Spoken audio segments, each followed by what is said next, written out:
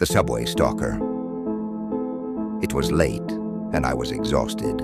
After hours at the NYU library, all I wanted was to get home. The West 4th subway station was unusually empty, eerily so. A few people loitered near the entrance, but down on the platform, I was alone. I sat on the cold bench, staring down the dark tunnel, waiting for the train. The lights flickered, briefly plunging the station into darkness. I ignored it, assuming it was just one of those subway glitches, and put in my headphones, trying to drown out the unsettling quiet. Then I felt it, that prickling sensation you get when someone's watching you. I pulled out my headphones and glanced around. No one was there. The platform was empty, but something wasn't right. The lights flickered again. I shook my head, trying to shake off the creeping anxiety. That's when I heard it. A scraping sound, faint at first, like metal dragging along the concrete. It was coming from the tunnel.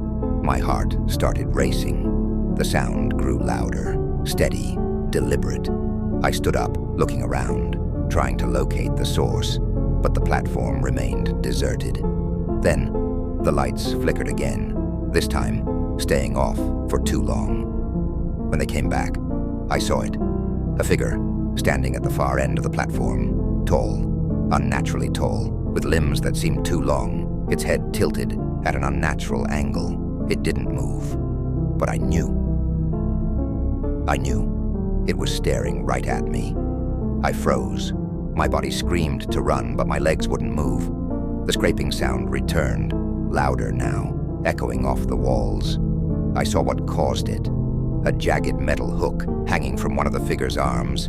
It started moving toward me, slow at first, then faster, its limbs jerking unnaturally, like it was broken but still moving. I bolted. I don't remember thinking. I just ran. My feet slammed against the platform as I sprinted toward the exit. Behind me, I could hear that sickening scrape getting closer. I didn't look back. I couldn't. I reached the top of the stairs and burst out into the cold night air. The streets were empty, eerily quiet, but I kept running. I didn't stop until I reached my apartment. My hands shook as I fumbled with the keys, glancing back just once. There it was, standing in the shadows of the subway entrance, watching me, its head still tilted, its body twisted. I slammed the door and locked it, every lock I could. My heart pounded in my chest as I backed away, trying to convince myself it was over. But then the next night, I saw the news. Body found in subway tunnel, mutilated and unrecognizable. And just as I was about to put the phone down, I heard it again. The faint scrape of metal on the floor, behind me.